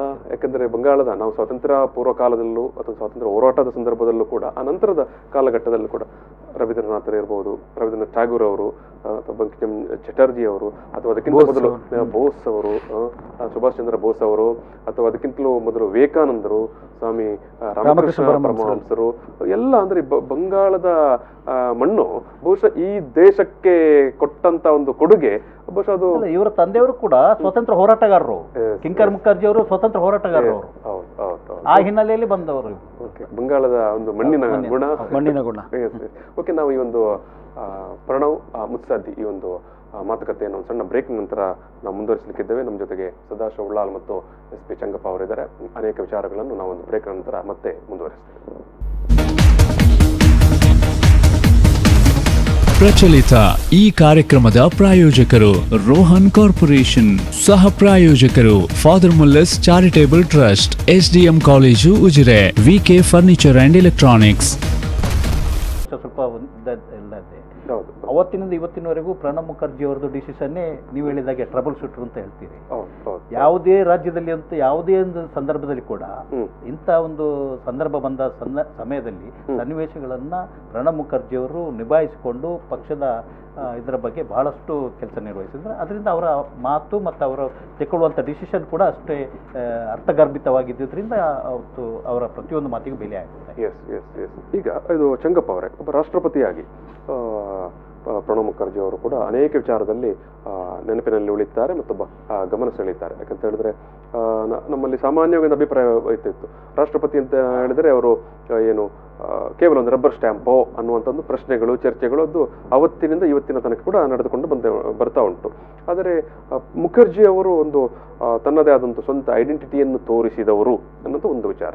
ಜೊತೆಗೆ ಈ ನಮ್ಮ ವ್ಯವಸ್ಥೆಯಲ್ಲಿ ಏನಾಗ್ತದೆ, ಈ ಗಲ್ಲು ಶಿಕ್ಷೆಗಳು ಬಂದಂಥ ಸಂದರ್ಭದಲ್ಲಿ ಈ ಆರೋಪಿ ಕೊನೆಯ ಅಂತ ಬಂದಾಗ ಅದನ್ನು ರಾಷ್ಟ್ರಪತಿಗೆ ಕಳಿಸಿಕೊಡ್ತಾರೆ, ಕ್ಷಮಾದಾನ ಸಿಗಬಹುದು ಅಂತ ಒಂದು ಇವತ್ತಿನ ಈ ಒಂದು ಮಾಹಿತಿ ಪ್ರಕಾರ ಕೂಡ ರಾಷ್ಟ್ರಪತಿ ಆಗಿದ್ದ ಸಂದರ್ಭದಲ್ಲಿ ಮುಖರ್ಜಿ ಅವರು 30 ಕ್ಷಮಾದಾನದ ಅರ್ಜಿಗಳನ್ನು ತಿರಸ್ಕಾರ ಮಾಡ್ತಾರೆ. ಯಾಕಂದ್ರೆ ಅವರು ಏನು ಆರೋಪಿಗಳಿರ್ತಾರೆ, ಅವ್ರಿಗೆ ಶಿಕ್ಷೆ ಆಗೋದು ಆಗಲಿ ಅಂತ. ಬಹುಶಃ ಭಾರತದ ರಾಷ್ಟ್ರಪತಿಗಳ ಒಟ್ಟು ಅವಧಿಯಲ್ಲಿ ವೆಂಕಟರಾಮನ್ ಅವರು 45 ಕ್ಷಮಾದಾನದ ಅರ್ಜಿಗಳನ್ನು ತಿರಸ್ಕಾರ ಮಾಡಿದ್ದಾರೆ, ಅದು ಗರಿಷ್ಠ ಸಂಖ್ಯೆ. ಆನಂತರದ್ದು ಮುಖರ್ಜಿ ಅವರದು. ಸೊ ಅನಂತರ ಅವರ ಅವಧಿಯಲ್ಲಿ ಅವರು ಭಯೋತ್ಪಾದಕ ಅಂದ್ರೆ ಟೆರರಿಸ್ಟ್ ಆಗಿದ್ದ ಅಫ್ಜಲ್ ಗುರುಗೆ ಶಿಕ್ಷೆ ಕೊಡುವಂತ ಅವನನ್ನು ಅಥವಾ ಕಸಬನ್ನು ಗಲ್ಲಿಗೇರಿಸುವಂತಹ ತೀರ್ಮಾನಗಳಿಗೆಲ್ಲ ಅವರೇ ಅಂತಿಮ ಮುದ್ರೆ ಕೊಟ್ಟದ್ದು. ಪ್ರಶ್ನೆ, ಈ ಕ್ಷಮಾದಾನದ ಅರ್ಜಿ ಬರ್ತದಲ್ಲ, ಬಂದಾಗ ಒಂದಷ್ಟು ಗೊಂದಲ ಕೊಡುವ ಇರ್ಬೋದು. ಹಿರಿಯ ಸ್ಥಾನದಲ್ಲಿರುವವನಿಗೆ ಇಡೀ ದೇಶ ನನ್ನನ್ನು ನಿರೀಕ್ಷೆ ಮಾಡ್ತಾ ಉಂಟು ಅಂತ. ಬಟ್ ಅಂತ ಸಂದರ್ಭದಲ್ಲಿ ಕೂಡ ಅವರು 30 ಕ್ಷಮಾದಾನದ ಅರ್ಜಿಗಳನ್ನು ತಿರಸ್ಕಾರ ಮಾಡಿ ಗಲ್ಲು ಶಿಕ್ಷೆಗೆ ಆದೇಶ ಮಾಡ್ತಾರೆ. ಯಾವ ರೀತಿ ಇದನ್ನು ನೀವು ಕ್ಷಮಾದಾನದ ಬಗ್ಗೆ 30 ಅರ್ಜಿ ತಿರಸ್ಕಾರ ಮಾಡಿದ್ರು ಅಂತ ಹೇಳಿದ್ರೆ ನನ್ನ ಲೆಕ್ಕದಲ್ಲಿ ಅದು ಕಡಿಮೆನೆ. ಅಂದ್ರೆ ನಮ್ಮ ರಾಷ್ಟ್ರಪತಿಗಳು ಹಿಂದೆಲ್ಲ ನಾನು ಒಬ್ಬರನ್ನ ಪಾಯಿಂಟ್ ಔಟ್ ಮಾಡಿ ಹೇಳುದಿಲ್ಲ, ಇವ್ರು ಇಷ್ಟಾದ್ರೂ ಮಾಡಿದಾರಲ್ಲ ಅಂತ ಹೇಳಬೇಕೇ ಹೊರತು ತುಂಬಾ ಮಾಡ್ಬೇಕಿತ್ತು ಅವರು. ಹಲವಾರು ಪ್ರಕರಣಗಳು ಅಲ್ಲಿ ಹೋಗಿ ನಿಂತು ಬಿಡ್ತದೆ, ಹೆಲ್ಡಪ್ ಆಗ್ತದೆ. ಬಟ್ ಇವರು ಒಂದು 30 ಮಾಡಿದಾರ, ವಿಲೇವಾರಿ ಮಾಡಿದಾರ ಅಂತ ಹೇಳಿ ಸಮಾಧಾನ ಅಷ್ಟೇ. ವೆಂಕಟರಾಮನ್ ಅವರು ಬಹುಶಃ 47 ಮಾಡಿದ್ದಾರೆ, 45 ಮಾಡಿದ್ದಾರೆ. ಹೆಚ್ಚು ಅರ್ಜಿಗಳು ಇರುತ್ತದೆ ಅಲ್ಲಿ, ಅದರ ಬಗ್ಗೆ ಗಮನ ಹರಿಸುವುದಿಲ್ಲ. ಬಟ್ ಅಂದ್ರೆ ಈ ನ್ಯಾಯಾಂಗ ವ್ಯವಸ್ಥೆಯಲ್ಲಿ ಪ್ರಾಥಮಿಕ ಹಂತದಿಂದ ಎಲ್ಲಿ ಸುಪ್ರೀಂ ಕೋರ್ಟ್ ವರೆಗೆ ಎಲ್ಲ ಎಕ್ಸಾಸ್ಟಿಂಗ್ ಆಲ್ ರೆಮಿಡೀಸ್ ಎಲ್ಲ ಮುಕ್ತಾಯ ಆಗಿ ರಾಷ್ಟ್ರಪತಿಯವರ ಅಂಗಳಕ್ಕೆ ಹೋಗ್ತದೆ. ಅಲ್ಲಿ ರಾಷ್ಟ್ರಪತಿಯವರ ವಿವೇಚನಾ ಶಕ್ತಿ ಬಹಳ ಮುಖ್ಯ. ಅವರು ಏನು ವಿವೇಚನೆಯಾಗಿ ತೆಗೆದುಕೊಳ್ತಾರೆ, ರಾಷ್ಟ್ರದ ಹಿತ, ಪಬ್ಲಿಕ್ ಟ್ರ್ಯಾಂಕ್ವಿಲಿಟಿ ಏನಿರುತ್ತೆ, ಪಬ್ಲಿಕ್ ಪೀಸ್ ಆ್ಯಂಡ್ ಟ್ರ್ಯಾಂಕ್ವಿಲಿಟಿಯನ್ನು ಮೇಂಟೈನ್ ಮಾಡಲಿಕ್ಕೆ ತೆಗೆದುಕೊಳ್ಬೇಕಾದಂಥ ಒಂದು ಮಹತ್ತರವಾದಂಥ ತೀರ್ಮಾನ. ಇದೆಷ್ಟೆಲ್ಲ ಸುಪ್ರೀಂ ಕೋರ್ಟ್ನಲ್ಲೂ ವಾದ ವಿವಾದಗಳು ಆಗಿ ಬಂದಿರುವಂಥದ್ದು, ಸಾಕ್ಷಿ ಎಲ್ಲ ವಿಚಾರ ಮಾಡಿರುವಂಥದ್ದು, ಸಾಕ್ಷಿಗಳು ವಿಚಾರಣೆಗಳು ಎಲ್ಲ ಮುಗಿದು ಆಗಿ ಕೊನೆ ಹಂತಕ್ಕೆ ಬಂದಿರುವಾಗ ಇವರ ವಿವೇಚನಾ ಶಕ್ತಿಗೆ ಬಹಳ ತೂಕ ಇರ್ತದೆ. ಸೊ ಅದನ್ನ ಆದಷ್ಟು ವಿಲೇವಾರಿ ಮಾಡಿದ್ದಾರೆ. ಅದಕ್ಕೆ ನಿಜವಾಗ್ಲೂ ಅಭಿನಂದನ್ ಅರ್ಹರು. ಕೆಲವು ರಾಷ್ಟ್ರಪತಿಗಳು ಬಹಳ ನಿರ್ಲಕ್ಷ್ಯ ಕೂಡ ಮಾಡಿದ್ರು. ಈಗ ನಿಮ್ಮ ಹತ್ರ ಇನ್ನೊಂದು ಪ್ರಶ್ನೆ. ಈಗ ಬಹುಶಃ ಮುಂದಿನ ದಿನಗಳಲ್ಲಾದರೂ ಕೂಡ ಇದೊಂದು ಬಾರಿ ಯಾವತ್ತೂ ಕೂಡ ಒಂದು ರಿಲೆವೆಂಟ್ ಅಥವಾ ಒಂದು ಬರ್ನಿಂಗ್ ಇಶ್ಯೂ ಆಗಿ ಇರ್ತದೆ. ಇಂಥ ಒಂದು ಕ್ಷಮಾದಾನದ ಅರ್ಜಿಗಳು ಬರುವಾಗ ಒಂದು ರಾಷ್ಟ್ರಪತಿ ಕಾರ್ಯಾಲಯ ಅದನ್ನು ತಕ್ಷಣಕ್ಕೆ ಅಥವಾ ಶೀಘ್ರವಾಗಿ ವಿಲೇವಾರಿ ಮಾಡಬೇಕು ಅಂತ ನೀವು ಹೇಳಲಿಕ್ಕೆ ಬಯಸ್ತೀರಿ? ಹೌದು, ನಿಜವಾಗ್ಲೂ ಅದು ಭಾಳ ಅತ್ಯಂತ ಶೀಘ್ರವಾಗಿ ಅದನ್ನು ವಿಲೇವಾರಿ ಮಾಡಬೇಕು. ಅಂದರೆ ಸುಪ್ರೀಂ ಕೋರ್ಟ್ ಅವರಿಗೆ ಹೋಗುವವಾಗಲೇ ಎಲ್ಲ ಎಷ್ಟೋ ವರ್ಷಗಳು ತಾಗಿರುತ್ತೆ. ಸೊ ರಾಷ್ಟ್ರಪತಿಗಳ ಅಂಗಳದಲ್ಲಿ ಕೂಡ ಒಂದು 10-6 ವರ್ಷಗಳು ತಾಗಿದ್ರೆ ಈ ನ್ಯಾಯಾಂಗ ವ್ಯವಸ್ಥೆ ಒಂದು ಕುಸಿದಾಗೆ. ಜನರು ಏನು ನಿರೀಕ್ಷೆ ಮಾಡ್ತಾರೆ, ಜನರ ನಿರೀಕ್ಷೆಗೆ ತಕ್ಕವಾಗಿ ನಾವು ಕಾನೂನು ಇಲಾಖೆ ನಮ್ಮ ನ್ಯಾಯಾಂಗ ಸ್ಪಂದಿಸ್ತಿದ್ರೆ ಒಂದು ಅರಾಜಕತೆ ಸೃಷ್ಟಿಯಾಗ್ತದೆ. ಸೊ ಈ ಕಸಬ್ನ ತಾವು ಉಲ್ಲೇಖ ಮಾಡಿದ್ದೀರಿ ಅಥವಾ ಬೇರೆ, ಅದನ್ನು ಆ ಸಮಯದಲ್ಲಿ ಅವ್ರು ಮಾಡದೇ ಇದ್ದಿದ್ರೆ ದೇಶದಲ್ಲಿ ಒಂದು ರೀತಿಯ ರಾಂಗ್ ಮೆಸೇಜ್ ಡೆಫಿನೆಟ್ಲಿ ಜನರು ಅದನ್ನು ನಿರೀಕ್ಷೆ ಮಾಡ್ತಾ ಇದ್ರು. ಒಂದು ರಾಷ್ಟ್ರ ದ್ರೋಹ ಮಾಡಿದಂಥ ವ್ಯಕ್ತಿಗಳನ್ನು ಇನ್ನೂ ಕೂಡ ಪ್ರೊಟೆಕ್ಟ್ ಮಾಡ್ತಾ ಇದ್ದಾರಲ್ಲ, ಇದನ್ನು ಏನು ನಮ್ಮ ನ್ಯಾಯಾಂಗ ವ್ಯವಸ್ಥೆ ಅನ್ನುವಂಥ ಒಂದು ಪ್ರಶ್ನಾರ್ಥ ಚಿಹ್ನೆ ಬರ್ತಾ ಇತ್ತು. ಮತ್ತೆ ಇನ್ನೊಂದು ನೀವು ಹೇಳಿದಾಗ, ಯಾಕಂದ್ರೆ ನಮ್ಮ ಒಟ್ಟು ನ್ಯಾಯಾಂಗ ವ್ಯವಸ್ಥೆ ಕೂಡ ತುಂಬಾ ಸ್ಲೋಲಿ ಮೂವಿಂಗ್, ತುಂಬಾ ನಿಧಾನಕ್ಕೆ ಕೆಳಗಿನ ಕೋರ್ಟಿಂದ ಹೈಕೋರ್ಟಿಂದ ಸುಪ್ರೀಂ ಕೋರ್ಟ್ಗೆ ಹೋಗಿ ನೀವು ಹೇಳಿದಾಗೆ 10 ವರ್ಷ 15 ವರ್ಷ ಎಲ್ಲ ತಗೊಳ್ತದೆ. ಬಹುಶಃ ಒಂದು ಸ್ಪೀಡಪ್ ಮಾಡುವ ನಿಟ್ಟಿನಲ್ಲಿ ನೀವು ಹೇಳಿದಾಗೆ ಈ ರಾಷ್ಟ್ರಪತಿ ಕಾರ್ಯಾಲಯ ಸ್ವಲ್ಪ ವೇಗವಾಗಿ ಕೆಲಸ ಮಾಡಬೇಕು. ಇಷ್ಟರವರೆಗೆ ನಾನು ಅಷ್ಟೇನು ಕಾಣಲಿಲ್ಲ. ವೆಂಕಟರಮಣ ಅವರ ಅವಧಿ ಮತ್ತು ಇವರ ಅವಧಿ ಬಿಟ್ಟರೆ ಇನ್ನೂ ಜಾಸ್ತಿ ವೇಗವಾಗಿ ಹೋಗಬೇಕು. ನ್ಯಾಯಾಂಗ ವ್ಯವಸ್ಥೆ ಈಗ ನಾನು ಹೇಳುವಾಗೆ ತುಂಬ ಹಿಂದೆ ಬಿದ್ದಿದೆ. ಈಗ ಈ ಕೋವಿಡ್ ಬರಲಿಕ್ಕೆ ಮೊದಲು 3 ಕೋಟಿಗೂ ಹೆಚ್ಚು ಪ್ರಕರಣಗಳು ಇತ್ಯರ್ಥಕ್ಕೆ ಬಾಕಿ ಇತ್ತು. ಈಗ ಬಹುಶಃ 6 ಕೋಟಿ ಆಗಿರ್ಬೇಕು. ಈಗ ನಮ್ಮ SOP ಅಂತೆಲ್ಲ ಬಂದಿದೆ. ಅದರಲ್ಲಿ ಬಂದು ಇನ್ನೂ ಕೂಡ ಪೈಲಪ್ ಆಗ್ತಾ ಇದೆ ಕೇಸ್ಗಳು. ವಕೀಲರುಗಳಿಗೆ ಕೆಲಸ ಇಲ್ಲ. ಅದರ ಬಗ್ಗೆ ಬೇರೆನೇ ಚರ್ಚೆ ಮಾಡಬೇಕಾಗ್ತದೆ. ಪ್ರಣಬ್ ಮುಖರ್ಜಿ ಅವರ ವಿಷಯ ಪ್ರಣಬ್ ಮುಖರ್ಜಿ ಅವರ ಬಗ್ಗೆ ಅದೇ ಮಾತಾಡಲಿಕ್ಕೆ ತುಂಬಾ ಇದೆ. ಮಾತಾಡ್ತಾ ಸಂದರ್ಭದಲ್ಲಿ ಆಗಲೇ ನಾವು ಹೇಳಿದ ಒಬ್ಬ ಶ್ರೇಷ್ಠ ಸಂಸದೀಯ ಪಟು ಮತ್ತು ಪಕ್ಷದ ಸಂಘಟನೆ ಅಥವಾ ಪಕ್ಷದ ಅಲ್ಲಿ ಒಂದು ಟ್ರಬಲ್ ಶೂಟರ್ ಆಗಿ ಮಾಡ್ತಾ ಇದ್ದಂಥ ಕೆಲಸಗಳು, ಇವೆಲ್ಲರ ಜೊತೆಗೆ ಅವರು ರಾಷ್ಟ್ರಪತಿ ಆಗಿದ್ದ ಸಂದರ್ಭದಲ್ಲಿ ಸುಮ್ಮನೆ ಕುಳಿತವರು ಕೂಡ ಅಲ್ಲ, ಅವರು ಶಿಕ್ಷಕರಾಗಿ ಕೆಲಸ ಮಾಡ್ತಾರೆ. ರಾಷ್ಟ್ರಪತಿ ಭವನದ ಎಸ್ಟೇಟ್ನಲ್ಲಿರುವ ರಾಜೇಂದ್ರ ಪ್ರಸಾದ್ ಸರ್ವೋದಯ ಶಾಲೆಯಲ್ಲಿ 11th ಮತ್ತು 12th ಇದು ಒಬ್ಬ ಶಿಕ್ಷಕನಾಗಿ ಇದು ಸದಾಶಿವಲಾಲ್ ಅವರೇ ದೀರ್ಘಕಾಲ 40-48 ವರ್ಷ ರಾಜಕೀಯದಲ್ಲೇ ಕೆಲಸ ಮಾಡಿ ಒಬ್ಬ ಶಿಕ್ಷಕನಾಗಿ ತೊಡಗಿಸಿಕೊಳ್ಳಿಕ್ಕೆ ಬಹುಶಃ ಒಂದು ಅಪರಿಮಿತವಾದ ಶಕ್ತಿ ಬೇಕಾಗ್ತದೆ ಅಲ್ವಾ? ಏನು ಹೇಳ್ತೀರಿ? ಅವರು ರಾಷ್ಟ್ರಪತಿಯಾಗಿದ್ದುಕೊಂಡು ರಾಷ್ಟ್ರಪತಿ ಭವನದ ಒಳಗಡೆ ರಾಷ್ಟ್ರಪತಿ ಎಸ್ಟೇಟಲ್ಲಿ ಇರ್ತಕ್ಕಂಥ ರಾಜೇಂದ್ರ ಶಾಲೆಯ ಅಲ್ಲಿ 11 ಮತ್ತು 12ನೇ ಕ್ಲಾಸಿಗೆ ಪಾಠವನ್ನು ಮಾಡಿಕೊಂಡು ಯಾಕೆ ಮಾಡ್ತಾಯಿದ್ರು, ಅವರ ಕೆಲಸ ಎಲ್ಲ ಮುಗಿಸ್ಕೊಂಡು ಅಲ್ಲಿ ಟೀಚಿಂಗ್ ಕೆಲಸ ಕೂಡ ಮಾಡಿದ್ದಾರೆ. ಹಿಂದೆ ಅವರು ಮೊದಲಿಗೆ ಕೂಡ ಟೀಚಿಂಗ್ ಕೆಲಸ ಮಾಡಿಕೊಂಡು ಮತ್ತು ಬೇರೆ ಬೇರೆ ಇಲಾಖೆಯಲ್ಲಿ ಕೆಲಸ ಮಾಡಿಕೊಂಡು ಇದರ ಅನುಭವದ ವಕೀಲ ವೃತ್ತಿಯಲ್ಲಿ ಪತ್ರಿಕೋದ್ಯಮದಲ್ಲಿ ಕೂಡ ಕೆಲಸ ಮಾಡಿದ್ದಾರೆ. ಹಾಗಿರುವಾಗ ಅವರು ಪ್ರತಿಯೊಂದು ಮಜಲನ್ನು ಮೆಟ್ಟಿಕೊಂಡು ಪ್ರತಿಯೊಂದು ಇದರಲ್ಲಿ ಮಾಡಿದ್ದಾರೆ. ಆ್ಯಸ್ ಎ ಟೀಚರ್ ಕೂಡ ಗುಡ್ ಟೀಚರ್ ಆಗಿ ಉಗ್ರ ವಾದಿಗಳ ಬಗ್ಗೆ ಭಾಳಷ್ಟು ಟೀಚ್ ಮಾಡಿ ಪಾಠ ಮಾಡಿದವರು. 11th ಮತ್ತು 12th ಸ್ಟೂಡೆಂಟ್ಸಿಗೆ ಈ ರಾಷ್ಟ್ರದಲ್ಲಿ ಅಂತಾರಾಷ್ಟ್ರ ಮಟ್ಟದಲ್ಲಿ ಯಾವ ರೀತಿ ಉಗ್ರ ವಿರುದ್ಧವಾಗಿ ಪಾಠ ಹೇಳಿಕೊಟ್ಟ ಗುರು ಅಷ್ಟು ಇದರಲ್ಲಿ ಕೆಲಸ ಮಾಡಿದ್ದಾರೆ. ಅದು ಎಲ್ಲ ಅವರ ಜ್ಞಾನ ಶಕ್ತಿಯಿಂದ ಅಷ್ಟೊಂದು ಶಕ್ತಿ ಅವರ ಹತ್ರ ಇತ್ತು. ಅದರಿಂದಾಗಿ ಅವತ್ತು ಆ ಎಲ್ಲ ಕೆಲಸ ಯಾವುದೇ ಕೆಲಸಗಳನ್ನು ಮಾಡುವಂಥ ಚಾಣಕ್ಯತನ ಅವರ ಹತ್ರ ಇತ್ತು. ಓಕೆ, ಇದು ಉಳ್ಳಾಲ್ ಅವರೇ, ನೀವು ಪೂಜಾರಿ ಅವರ ಜೊತೆಗೆ ಕೆಲಸ ಮಾಡ್ತಾ ಇದ್ದವರು. ಪೂಜಾರಿ ಕಚೇರಿ ಸಂದರ್ಭದಲ್ಲಿ ಅಕ್ಕಪಕ್ಕದ ಕಚೇರಿಯಲ್ಲಿ ಇತ್ತು. ಲೋನ್ ಮೇಳ, ಸಾಲ ಮೇಳ ಬಹುಶಃ ದೇಶದಲ್ಲೇ ಭಾರಿ ದೊಡ್ಡ ಒಂದು ಹೆಸರು ಮಾಡಿದಂಥ ಜನಾರ್ದನ ಪೂಜಾರಿ ಅವರು ಅವರ ನೇತೃತ್ವದಲ್ಲಿ ನಡೆದಂಥ ಒಂದು ಯೋಜನೆ. ಆ ಸಂದರ್ಭದಲ್ಲಿ ಪ್ರಣಬ್ ಮುಖರ್ಜಿ ಅವರು ವಿತ್ತೀಯ ಸಚಿವರು, ಜನಾರ್ದನ ಪೂಜಾರಿ ಅವರು ಸಹಾಯಕ ವಿತ್ತ ಸಚಿವರು. ಈ ಒಂದು ಲೋನ್ ಮೇಳ ಇದೆಲ್ಲ, ಸಾಲ ಮೇಳ, ಆ ಒಂದು ಕಾನ್ಸೆಪ್ಟ್ಗೆ ಅಥವಾ ಆ ಒಂದು ಯೋಜನೆಗೆ ಮುಖರ್ಜಿ ಅವರದು ಸಲಹೆ, ಮಾರ್ಗದರ್ಶನಗಳು ಅಥವಾ ಬೆಂಬಲ ಯಾವ ರೀತಿ ಇತ್ತು ಅಂತ? ಖಂಡಿತವಾಗಿಯೂ ಸನ್ಮಾನ್ಯ ಜನಾರ್ದನ್ ಪೂಜಾರಿ ಅವರು ಮಾಡಿದಂಥ ಸಾಲ ಮೇಳಕ್ಕೆ ಪ್ರಣಬ್ ಮುಖರ್ಜಿಯವರು ಸಂಪೂರ್ಣ ಬೆಂಬಲ ಇತ್ತು, ಸಂಪೂರ್ಣ ಸಹಕಾರ ಇತ್ತು. ಪ್ರಣಬ್ ಮುಖರ್ಜಿಯವರು ಹಣಕಾಸಿನ ಕ್ಯಾಬಿನೆಟ್ ಸಚಿವರಾಗಿದ್ದರು. ಜನಾರ್ದನ್ ಪೂಜಾರಿ ಅವರಿಗೆ ಬ್ಯಾಂಕಿಂಗ್ ಮತ್ತು ಇನ್ಶೂರೆನ್ಸಲ್ಲಿ ಇಂಡಿಪೆಂಡೆಂಟ್ ಇದು ಕೊಟ್ಟಿದ್ರು. ಆ ಕಾರಣದಿಂದ ಇವರು ಏನು ಪ್ರಪೋಸಲ್ ಕಳಿಸಿದ್ರು ಪ್ರಣಬ್ ಮುಖರ್ಜಿ ಅವರು ಇಲ್ಲ ಅಂತ ಯಾವುದೂ ಹೇಳಿಲ್ಲ. ನನ್ಗೆ ಗೊತ್ತಿದ್ದ ಮಟ್ಟಿಗೆ ಪ್ರತಿಯೊಂದು ಪ್ರಪೋಸಲ್ ಇಂಥದ್ದು ಆಗಬೇಕು ಅಂತ ಹೇಳಿದರೆ ಅದಕ್ಕೆ ಮಹತ್ವ ಕೊಟ್ಟು ಅದನ್ನು ಮಾಡುವಂಥ ಬೆನ್ನು ತಟ್ಟಿ ಪ್ರೋತ್ಸಾಹಿಸಿದವರು ಪ್ರಣಬ್ ಮುಖರ್ಜಿ ಅವರು. ಅವರ ಆ ಬೆಂಬಲದಿಂದ ಸನ್ಮಾನ್ಯ ಪೂಜಾರಿ ಅವರಿಗೆ ಕೂಡ ಹುರುಪು, ಇಂಟ್ರೆಸ್ಟ್, ಕೆಲಸ ಮಾಡುವಂಥ ಹಠ ಬಂದು ಅವರು ಒಳ್ಳೆಯ ರೀತಿಯಲ್ಲಿ ಅದನ್ನು ತನಗೆ ಸಿಕ್ಕಿದ ಅವಕಾಶವನ್ನು ಒಳ್ಳೆಯ ರೀತಿಯಲ್ಲಿ ಉಪಯೋಗ ಮಾಡಿಕೊಂಡು ಈ ರಾಷ್ಟ್ರದ ಜನತೆಗೆ ಬ್ಯಾಂಕಿಂಗ್ ಅಂದರೆ ಏನು, ಬ್ಯಾಂಕಿಂಗ್ ಬಾಗಿಲನ್ನು ತೆಗೆಸಿಕೊಟ್ಟವರು ಅಂತ ಒಂದು ಸಂದರ್ಭದಲ್ಲಿ ಪ್ರಣಬ್ ಮುಖರ್ಜಿ ಅವರು ಕ್ಯಾಬಿನೆಟ್ ಸಚಿವರಾಗಿ, ಸನ್ಮಾನ್ಯ ಜನಾರ್ದನ್ ಪೂಜಾರಿ ಅವರು ಸಹಾಯಕ ಸಚಿವರಾಗಿ ಮಾಡಿಸಿಕೊಟ್ಟದ್ದು ಅಂತ ಹೇಳಲಿಕ್ಕೆ ಈ ಸಂದರ್ಭದಲ್ಲಿ. ಇದು ಚಂಗಪ್ಪರೆ, ಸಾಲ ಮೇಳದ ಬಗ್ಗೆ ಏನು ನಿಮ್ಮ ಕಮೆಂಟ್? ಇಲ್ಲ, ಅದೊಂದು ಕ್ರಾಂತಿಕಾರಿ ಹೆಜ್ಜೆ ಅವ್ರದ್ದು, ಪೂಜಾರಿ ಅವ್ರದ್ದು. ನಿಜವಾಗ್ಲೂ ಅದು ಮೆಚ್ಚುವಂಥದ್ದು. ತೀರಾ ಜನಸಾಮಾನ್ಯರಿಗೆ, ಬಡ ವರ್ಗದವರಿಗೆ ಈಗ ನೋಡಿ ಆ ಸಮಯದಲ್ಲಿ ಹೇಗಿತ್ತು ಅಂತ ಹೇಳಿದ್ರೆ, ಬ್ಯಾಂಕಿನ ಒಳಗೆ ಒಬ್ಬ ಸಾಮಾನ್ಯ ವ್ಯಕ್ತಿ ಹೋಗ್ಲಿಕ್ಕೆ ಸಾಧ್ಯನೇ ಇರಲಿಲ್ಲ. ನಾನು ಈಗ ವಸ್ತುನಿಷ್ಠವಾಗಿ ಹೇಳುವಂಥದ್ದು, ನಾನು ಕಾಂಗ್ರೆಸ್ ಪಕ್ಷದ ಸದಸ್ಯನಲ್ಲ, ಯಾವುದೇ ಪಕ್ಷದ ಸದಸ್ಯ ಅಲ್ಲ. ಅಂದ್ರೆ ಯಾರು ಹೋಗುವಂತ ಪರಿಸ್ಥಿತಿ ಇಲ್ಲ. ಅದು ಬಂದ ನಂತರ ಆ ಕ್ರಾಂತಿಕಾರಿ ಹೆಜ್ಜೆ ತೆಗೆದುಕೊಂಡಾಗ ಒಬ್ಬ ಆಟೋ ರಿಕ್ಷಾ ಡ್ರೈವರ್ ಕೂಡ ಸೀದಾ ಹೋಗಿ ನನಗೆ ಲೋನ್ ಸ್ಯಾಂಕ್ಷನ್ ಮಾಡಿ ಅನ್ನೋಂಥ ಒಂದು ಗಟ್ಟಿಯಾಗಿ ಹೇಳುವಂಥ ಪರಿಸ್ಥಿತಿ ಇತ್ತು. ಬ್ಯಾಂಕ್ ಮ್ಯಾನೇಜರ್ ಅಂದ್ರೆ ದೇವರಿದ್ರಾಗ, ಅವ್ರನ್ನೆಲ್ಲ ಜನರ ಹತ್ತಿರ ಹೋಗ್ಲಿಕ್ಕೆ ಮಾಡಿದಂಥವರು ಪೂಜಾರಿ ಅವರು. ಸೊ ಅದಕ್ಕೆ ಬಹುಶಃ ಇವರ ಪ್ರೋತ್ಸಾಹ ಇದ್ದಿರ್ಬೋದು, ನನಗೆ ಗೊತ್ತಿಲ್ಲ. ಅವರ ಪಕ್ಷದೊಳಗಿನ ವಿಚಾರ ನನಗೆ ಗೊತ್ತಿಲ್ಲ. ವೀಕ್ಷಕರೇ, ಇದು ಸದಾಶಿವ ಉಳ್ಳಾಲ್ ಅವರು ಆ ಒಂದು ಸಾಲ ಮೇಳದ ಸಂದರ್ಭದ ದಿನಗಳನ್ನು ನೆನಪಿಸಿಕೊಂಡು ಯಾವ ರೀತಿ ಮುಖರ್ಜಿ ಅವರು ಆ ಒಂದು ಸಂದರ್ಭದಲ್ಲಿ ಪೂಜಾರಿ ಅವರಿಗೆ ಬೆಂಬಲವಾಗಿ ನಿಂತಿದ್ರು ಅನ್ನೋದನ್ನು ಕೂಡ ಉಲ್ಲೇಖ ಮಾಡಿದರು. ನಾವೀಗ ಒಂದು ಸಣ್ಣ ಬ್ರೇಕ್ ತಗೊಳ್ತಾ ಇದ್ದೀವಿ. ಬ್ರೇಕ್ ನಂತರ ಒಂದೆರಡು ತುಂಬ ಇಂಟ್ರೆಸ್ಟಿಂಗ್ ಆದ ವಿಚಾರಗಳು. ಯಾಕಂತ ಹೇಳಿದ್ರೆ ಉಳ್ಳಾಲ್ ಅವರಾಗ ಮಾತಾಡುವಾಗ ಕೂಡ ಹೇಳಿದ್ರು, ರಾಜೀವ್ ಗಾಂಧಿಯ ಪೀರಿಯಡ್ ಅಲ್ಲಿ ಸ್ವಲ್ಪ ಸಮಯ ಅವರು ಸ್ವಲ್ಪ ಡಿಫರೆನ್ಸಸ್ ಇತ್ತು. ಅವರು ಡಿಫರೆನ್ಸ್ ಇದೆ ಅಂತ ಅವರು ಹೇಳಿಲ್ಲ. ಅವರು ಬೇರೆ ಸಂದರ್ಭದಲ್ಲಿ ಇದ್ದಷ್ಟು ಸಕ್ರಿಯ ಇರಲಿಲ್ಲ, ಟ್ರಬಲ್ ಶೂಟರ್ ಆಗಿ ಅವರು ಕಾಣಿಸಿಕೊಳ್ಳಲಿಲ್ಲ ಅಂತ. ಇದೊಂದು ಪ್ರಶ್ನೆ. ಆ ಸಂದರ್ಭದಲ್ಲಿ ಏನಾಗ್ತಾ ಇತ್ತು ಅಂತ.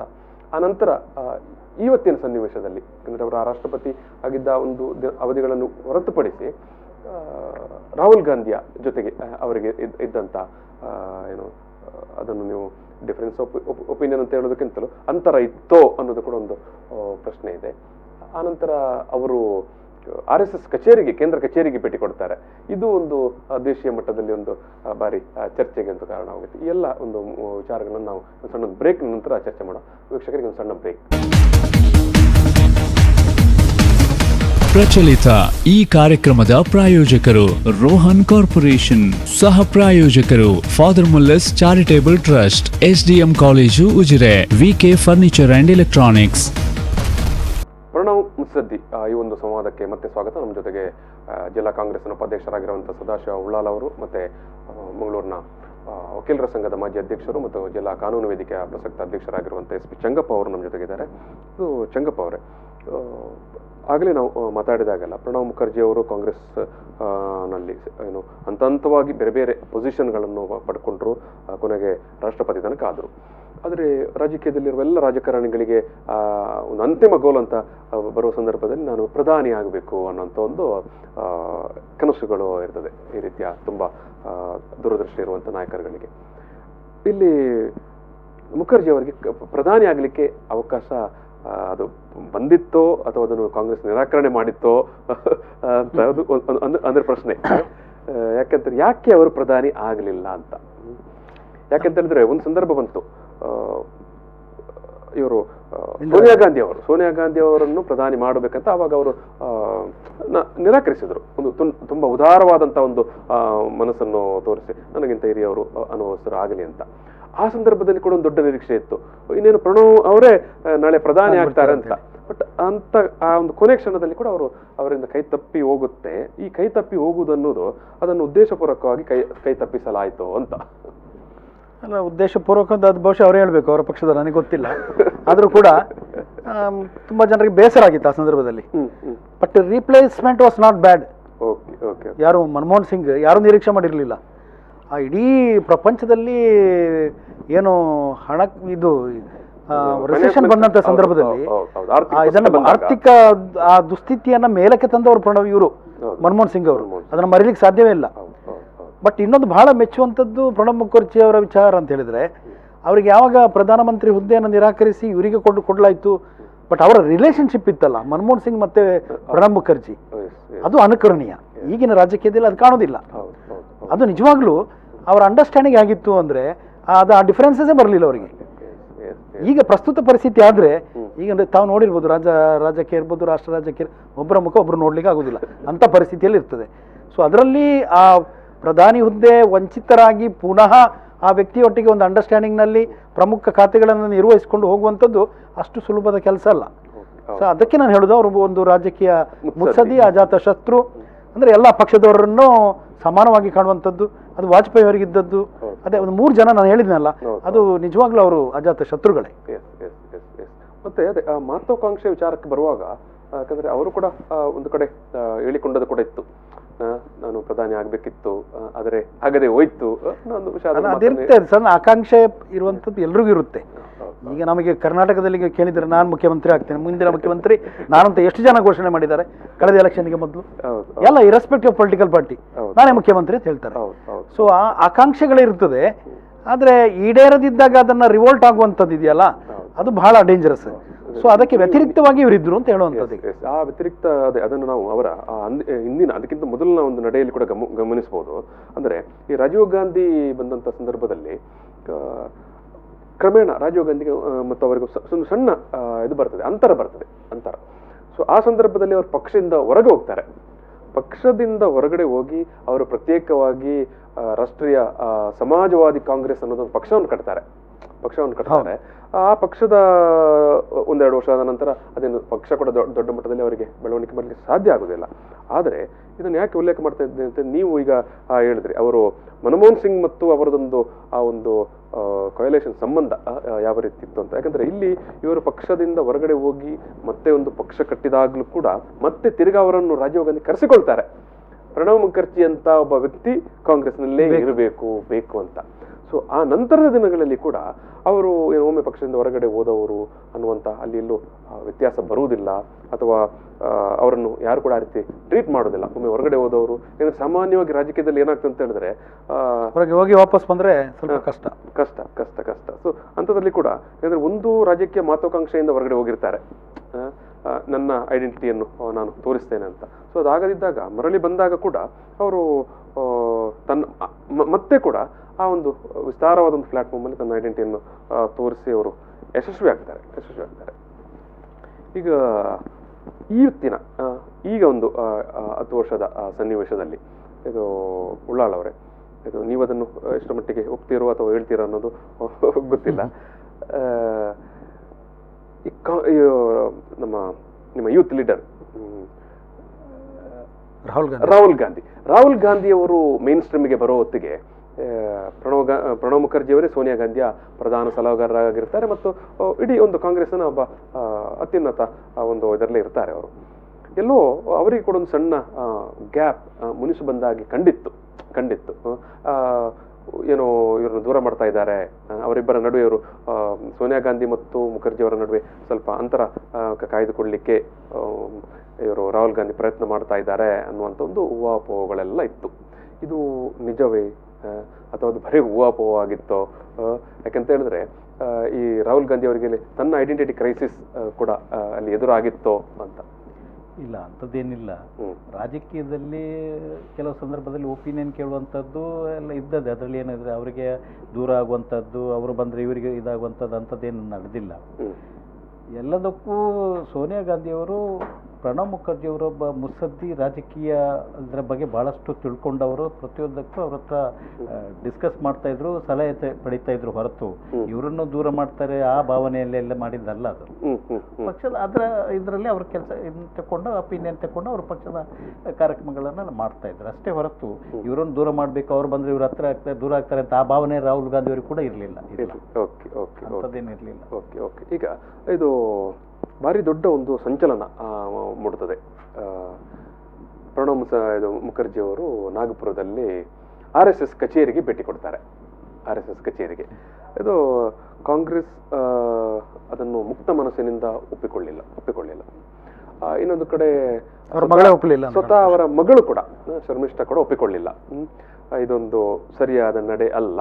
ನೀವು ಸುದೀರ್ಘ 40-48 ವರ್ಷ ಒಂದು ಕಾಂಗ್ರೆಸ್ ಪಕ್ಷದಲ್ಲಿ ರಾಜಕೀಯ ಮಾಡಿಕೊಂಡು ಒಂದು ಜಾತ್ಯತೀತ ಧರ್ಮನಿರಪೇಕ್ಷವಾದಂಥ ಒಂದು ಆದರ್ಶವನ್ನು ದೇಶಕ್ಕೆ ಬೋಧನೆ ಮಾಡಿ ಇವತ್ತು ನೀವು RSS ಕಚೇರಿಗೆ ಹೋಗುವಂಥದ್ದನ್ನು ನಾನು ಒಪ್ಪುವುದಿಲ್ಲ ಅಂತ ಅವಳು ಬಹಿರಂಗವಾಗಿ ಟ್ವೀಟ್ ಮೂಲಕ ಹೇಳ್ತಾಳೆ.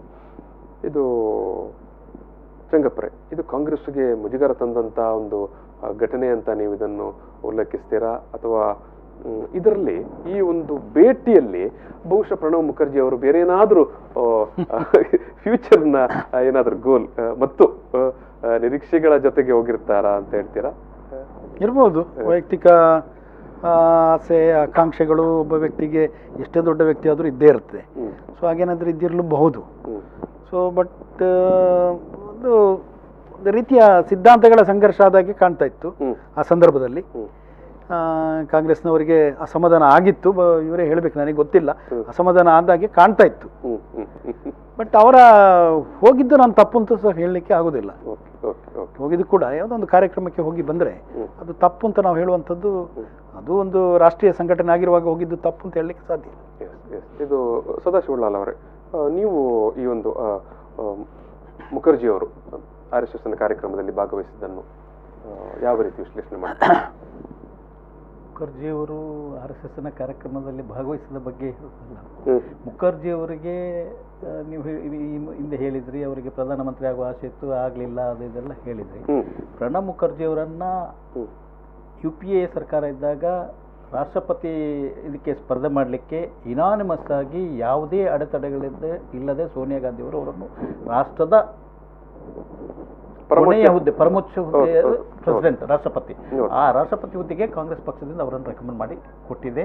ಅವರು ರಾಷ್ಟ್ರಪತಿಯವರು ಆಗಿದ್ದಾರೆ. ಸೊ ಆಗಿರುವಾಗ ಕಾಂಗ್ರೆಸ್ಸಿಂದ ಅವರಿಗೆ ಅಸಮಾಧಾನ ಅಲ್ಲಿ ಆ ಪ್ರಶ್ನೆ ಬರುವುದಿಲ್ಲ.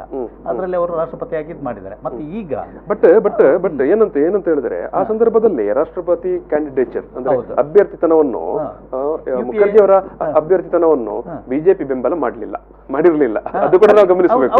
ಮಾಡಿರಲಿಲ್ಲ, UPA ಮಾಡಿದೆ, ಅವರು ಬೆಂಬಲ ಮಾಡಿರಲಿಲ್ಲ. ಬಿಜೆಪಿ ಅವರು ಸಂಗ್ಮಾ ಅವರಿಗೆ ಬೆಂಬಲ ಮಾಡಿದ್ರು. ಅದು ಬಿಜೆಪಿ ಅವರು ಸಪೋರ್ಟ್ ಮಾಡಲಿಲ್ಲ. ಬಟ್ ಈಗ ಇವರು ಚಂಗಪ್ಪ ಹೇಳಿದಾಗೆ ಅವರು ರಾಷ್ಟ್ರೀಯ ಇದಕ್ಕೆ ಸಂಘದ ಇದಕ್ಕೆ ಹೋದದ್ದು, ಕಾರ್ಯಕ್ರಮಕ್ಕೆ ಹೋದ್ದು, ಒಬ್ಬ ಈ ರಾಷ್ಟ್ರದ ಕೊನೆಯ ಹುದ್ದೆ, ರಾಷ್ಟ್ರಪತಿ ಹುದ್ದೆಗೆ ಹೋದ ನಂತರ, ಆ ರಾಷ್ಟ್ರಪತಿ ಹುದ್ದೆಯಲ್ಲಿದ್ದು ಅವಧಿ ಮುಗ್ದ ನಂತರ ಅಲ್ಲಿ ಅವರು ಮತ್ತೆ ಅವನ ರಾಜ್ಯಕ್ಕೆ ಇದನ್ನು ತೋರಿಸ್ಕೊಳ್ಳಿಕ್ಕೆ ಆಗುದಿಲ್ಲ. ಅವರು ರಾಷ್ಟ್ರಪತಿಯಾಗಿದ್ದುಕೊಂಡು ಅವರು ಎಲ್ಲರೊಟ್ಟಿಗೆ ಎಲ್ಲರನ್ನೂ ಇದು ಮಾಡಿಕೊಂಡು ಆವಾಗ ರಾಷ್ಟ್ರಪತಿಗೂ ಏರಿದವ ಮತ್ತೆ ಅವನು ಒಂದು ರಾಜಕೀಯ ಪಕ್ಷದ ಬೆಂಬಲಿಗ ಅಥವಾ ಪಕ್ಷದಿಂದ ಇನ್ನೇನು ಅಪೇಕ್ಷೆ ಮಾಡುವಂತ ಅಲ್ಲಿ ಬೇರೆ ಹುದ್ದೆ ಇಲ್ಲ ಅಲ್ಲಿ ಇರುವಂಥದ್ದು. ಹಾಗಿರುವಾಗ ಚಂಗಪ್ರವರು ಹೇಳಿದ ಹಾಗೆ RSS ಕಾರ್ಯಾಲಯಕ್ಕೆ ಅವರು ಯಾವುದೇ ಸಂಘಟನೆಗೆ ಅಥವಾ ಕರೆದು, RSS ಅಲ್ಲ ನಾಳೆ ಇನ್ನೊಂದು ಸಂಘದವರು ಯಾರು ಕರೆದ್ರು, ಆಸ್ ಎ ಪ್ರೆಸಿಡೆಂಟ್ ಅಥವಾ ಮಾಜಿ ರಾಷ್ಟ್ರಪತಿಯಾಗಿ ಯಾರನ್ನು ಕರೆದ್ರು ಅವರು ಹೋಗೋದ್ರಲ್ಲಿ ತಪ್ಪಿಲ್ಲ, ಓದೋದ್ರಲ್ಲಿ ತಪ್ಪಿಲ್ಲ ಅವರು. Very important point. ಯಾಕಂತ ಹೇಳಿದ್ರೆ ಒಂದು ವಿಚಾರ ಸಂಘರ್ಷ ಅಥವಾ ಭಿನ್ನಾಭಿಪ್ರಾಯಗಳಿದ್ದರೂ ಕೂಡ ನಾವು ಅದನ್ನು ಒಂದು ಸಂದರ್ಭದಲ್ಲಿ ಅದನ್ನು ದೂರ ಇರಿಸಿಕೊಂಡು ಒಂದು ಏನು ಸೌಹಾರ್ದ ಸಂಬಂಧವನ್ನು ಕಾಯ್ದುಕೊಳ್ಬೇಕು ಅನ್ನೋ ಅದೇ ಮುತ್ಸದ್ದಿತನ, ಅದೇ ರಾಜಕೀಯ ಮುತ್ಸದ್ದಿತನ. ಅದೇ ಅದನ್ನ ಕೆಲವು ಜನ ಟೀಕೆ ಮಾಡ್ತಾರೆ, ಅವರ ಪಕ್ಷದವರು ಮಾಡ್ಬೋದು, ಆ ಪ್ರಶ್ನೆ ಬೇರೆ. ಅದ್ರ ಮುತ್ಸದ್ದಿತನ ಅದು ರಾಷ್ಟ್ರಪತಿ ಆದ್ಮೇಲೆ ಪಕ್ಷದ ವಿಚಾರಕ್ಕೆ ಬಂದಾಗ, ಪಕ್ಷದ ವಿಚಾರ ಅಲ್ಲ, ಅಲ್ಲಿ ಅವರು ರಾಷ್ಟ್ರಪತಿ ಆಗಿದ್ದುಕೊಂಡು ನಿವೃತ್ತಿಯಾಗಿ ಅವರ ಅವಧಿ ಮುಗ್ದ ಹೋಗಿದ್ದಾರೆ. ಒಂದು ಯಾವುದೇ ಸಂಘಟನೆ ಅಥವಾ ಯಾವುದೇ ಒಂದು ಇದಕ್ಕೆ ರಾಜಕೀಯ ಪಕ್ಷ ಕರೆದಲ್ಲ, ಒಂದು ಸಂಘಟನೆ ಪಕ್ಷವಾಗಿ ಕರೆದಿದ್ದಾರೆ, ಹೋಗಿದ್ದಾರೆ. ಅದರಲ್ಲಿ ಏನು ತಪ್ಪಿಲ್ಲ ಅವರು ಹೋದಲ್ಲಿ. ಅದು ಇನ್ನೂ ಯಾರು ಕರೆದ್ರು ಹೋಗುವಂಥದ್ದು, ಅದರಲ್ಲಿ ಏನು ಮಾತಿಲ್ಲ. ಬಟ್ ಅದು ಪ್ರೆಸಿಡೆಂಟ್ ಆಗಿದ್ದು ಇದಾದ್ಮೇಲೆ ಅವರು ರಾಜಕೀಯದನ್ನು ತೋರಿಸಲಿಕ್ಕೆ ಬರೋದಿಲ್ಲ ಅವರು, unless it is A aunty national ಆದ್ರೆ ಮಾತ್ರ ಅದಕ್ಕೆ ಹೋಗೋದಕ್ಕೆ ಆಕ್ಷೇಪ ಇರುತ್ತೆ. ಬೇರೆ ಯಾವುದೇ ಸಂಘಟನೆಗಳಿಗೆ ಮಾಡ್ಲಿಕ್ಕೆ ಹೋಗೋದ್ರಲ್ಲಿ ತಪ್ಪಿಲ್ಲ ಅಂತ ನನ್ನ ಅನಿಸಿಕೆ. ಬೇರೆಯವರು ಹೇಗೆ ಹೇಳ್ತಾರೆ, ಅವರ ಪಕ್ಷದವರು ಓಕೆ. ಇದು ನಾವೀಗ ಈ ಒಂದು ಚರ್ಚೆಯನ್ನು ಮುಗಿಸುವಂತ ಸಮಯ ಬಂದಿದೆ. ವೀಕ್ಷಕರೇ, ಪ್ರಣಬ್ ಮುತ್ಸದ್ದಿ ಅಂದರೆ ಪ್ರಣಬ್ ಮುಖರ್ಜಿ ಒಬ್ಬ ರಾಷ್ಟ್ರಕಂಡ ಒಬ್ಬ ಅತಿ ಶ್ರೇಷ್ಠ ರಾಜಕೀಯ ಮುತ್ಸದ್ದಿ ಆಗಿದ್ದರು. ಅವರ ಒಂದು ರಾಜಕೀಯ ಸಾಧನೆಗಳು ಅಥವಾ ಅವರು ವಿವಿಧ ಪದವಿಗಳಲ್ಲಿ ಅವರು ನಿರ್ವಹಿಸಿದಂಥ ಕೆಲಸಗಳು ಮತ್ತು ಅವರು ರಾಷ್ಟ್ರಕ್ಕೆ ನೀಡಿದಂಥ ಒಂದು ಸಂದೇಶ ಅಥವಾ ಅವರ ಒಟ್ಟು ಆ ಬದುಕಿನ ಮೌಲ್ಯ, ಒಬ್ಬ ರಾಜಕಾರಣಿಯಾಗಿ ಅಥವಾ ಒಬ್ಬ ಮೌಲ್ಯಾಧಾರಿತ ರಾಜಕಾರಣಿಯಾಗಿ ಅವರು ಕಟ್ಟಿಕೊಟ್ಟಂಥ ಒಂದು ಪರಂಪರೆ, ಇವೆಲ್ಲವನ್ನು ನಾವು ಈ ಸಂದರ್ಭದಲ್ಲಿ ನೆನಪಿಸಿಕೊಂಡಿದ್ದೇವೆ. ಈ ಸಂದರ್ಭದಲ್ಲಿ ಅವರನ್ನು ಹತ್ತಿರದಿಂದ ನೋಡಿದಂಥ ದಕ್ಷಿಣ ಕನ್ನಡ ಜಿಲ್ಲಾ ಕಾಂಗ್ರೆಸ್ನ ಉಪಾಧ್ಯಕ್ಷರಾಗಿರುವಂಥ ಮತ್ತು ಅದೇ ರೀತಿಯಾಗಿ ಅವರು DCC ಬ್ಯಾಂಕಿನ ನಿರ್ದೇಶಕರು. ಯಾಕೆ ಅವರು ಹತ್ತಿರದಿಂದ ನೋಡಿದ್ರು ಅಂತ ಹೇಳಿದ್ರೆ, ಅವರಾಗಲೇ ಹೇಳಿದ್ರು, ಜನಾರ್ದನ ಪೂಜಾರಿ ಅವರು ವಿತ್ತೀಯ ಸಚಿವರಾಗಿದ್ದ ಸಂದರ್ಭದಲ್ಲಿ ಒಂದೇ ಫ್ಲೋರಲ್ಲಿ ಕಚೇರಿಯನ್ನು ಹಂಚಿಕೊಂಡಂಥ ಒಂದು ಆ ದಿನಗಳು. ಆ ಒಂದು ಹಿನ್ನೆಲೆಯಲ್ಲಿ ಸದಾಶಿವಲಾಲ್ ಅವರು ಮುಖರ್ಜಿ ಅವರು ನೆನಪಿಸಿಕೊಂಡಿದ್ದಾರೆ. ಉಳ್ಳಾಲ್ ಅವರೇ, ನಿಮಗೆ ಪ್ರೀತಿಯ ಒಂದು ಧನ್ಯವಾದವನ್ನು ಸಮರ್ಪಣೆ ಮಾಡ್ತಾ ಇದ್ದೇನೆ. ಒಬ್ಬ ರಾಜಕೀಯ ವಿಶ್ಲೇಷಕರಾಗಿ ಮತ್ತು ಆ ವೃತ್ತಿಯಲ್ಲಿ ವಕೀಲರಾಗಿ ಮತ್ತು ಕಾನೂನಿನ ನೆಲೆಯಲ್ಲಿ ಅಂದರೆ ರಾಷ್ಟ್ರಪತಿ ಕಾರ್ಯಾಲಯ ಅಥವಾ ಅದು ಯಾವ ರೀತಿ ಕಾರ್ಯನಿರ್ವಹಿಸುತ್ತದೆ ಮತ್ತು ಒಂದು ಕ್ಷಮಾದಾನದ ಅರ್ಜಿಗಳು ಬಂದಾಗ ಯಾವ ರೀತಿಯ ಅಲ್ಲಿನ ಪ್ರತಿಕ್ರಿಯೆ ಇರುತ್ತದೆ, ಈ ಎಲ್ಲ ಒಂದು ಹಿನ್ನೆಲೆಯಲ್ಲಿ ದೃಷ್ಟಿಕೋನದಲ್ಲಿ ವಕೀಲರಾಗಿರುವಂಥ ಮತ್ತು ಮಂಗಳೂರಿನ ಕಾನೂನು ವೇದಿಕೆಯ ಅಧ್ಯಕ್ಷರು ಮತ್ತು ಈ ಹಿಂದೆ ಮಂಗಳೂರಿನ ಬಾರ್ ಅಸೋಸಿಯೇಷನ್ ಅಧ್ಯಕ್ಷರಾಗಿದ್ದಂಥ SP ಚಂಗಪ್ಪ ಅವರು ಮಾತಾಡಿದರೆ. ಚಂಗಪ್ಪ ಅವರಿಗೆ ಕೂಡ ಪ್ರೀತಿಯ ಧನ್ಯವಾದವನ್ನು ಕೊಡ್ತಿದ್ದೇನೆ. ವೀಕ್ಷಕರೇ, ಈ ದಿವಸ ಈ ಒಂದು ಸಂವಾದವನ್ನು ಇಲ್ಲಿಗೆ ಮುಗಿಸ್ತಾ ಇದ್ದೇವೆ. ನಮಸ್ಕಾರ. ಪ್ರಚಲಿತ ಈ ಕಾರ್ಯಕ್ರಮದ ಪ್ರಾಯೋಜಕರು ರೋಹನ್ ಕಾರ್ಪೊರೇಷನ್, ಸಹ ಪ್ರಾಯೋಜಕರು father Muller's charitable Trust, SDM college Ujire, VK Furniture and electronics.